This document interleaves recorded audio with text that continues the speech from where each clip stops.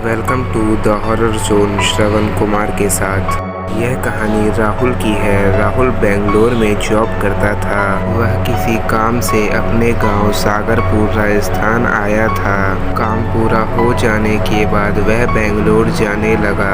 राहुल के गांव सागरपुर में कोई रेलवे स्टेशन नहीं था, जिस कारण उसे ट्रेन पकड़ने अपने गांव से 7 किलोमीटर दूर रामगढ़ जाना पड़ता था। उसकी ट्रेन शाम 7 बजे की थी, पर वह किसी कारण से लेट होकर रात के 10:30 बजे आई थी।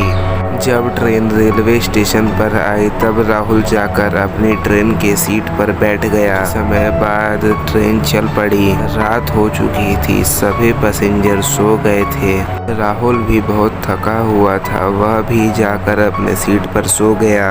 रात के 2 बजे अचानक से ट्रेन अगले स्टेशन से 102 किलोमीटर पीछे एक सुनसान जगह पर रुक गई। राहुल की आंख अचानक से खुल गई। राहुल उठकर सीट पर बैठ गया। उसने ट्रेन की खिड़की से बाहर देखा तो वहां एक कब्रिस्तान था। कुछ देर बाद राहुल को एक औरत सफेद साड़ी में हाथ में मोमबत्ती लेकर एक कब्र के पास खड़े हुए दिखी।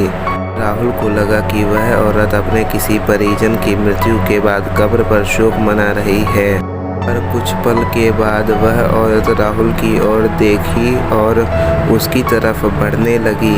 राहुल की ट्रेन सेकंड लाइन पर थी। जैसे ही वह औरत रेल के पहले लाइन पर आई, वहां एक ट्रेन तेजी से आकर उसे टक्कर मार देती है और उस औरत की मृत्यु हो जाती है। राहुल ये देखकर बहुत ही ज़्यादा डर जाता है और राहुल सदमे में चला जाता है। वह बेहोश होके अपने सीट पर ही गिर पड़ता है। जब उसकी आंख खुलती है तो उसके पास एक व्यक्ति बैठा हुआ था, जो कि उसी ट्रेन में सफ़र कर रहा था। राहुल ने उसे उस रात की सारी बात बताई। उस आदमी ने फिर राहुल को कहा कि आज से 13 साल पहले एक व्यक्ति की मृत्यु के बाद उसकी बेटी कब्र पर अपने पिता को देखने एवं शोक मनाने आती थी।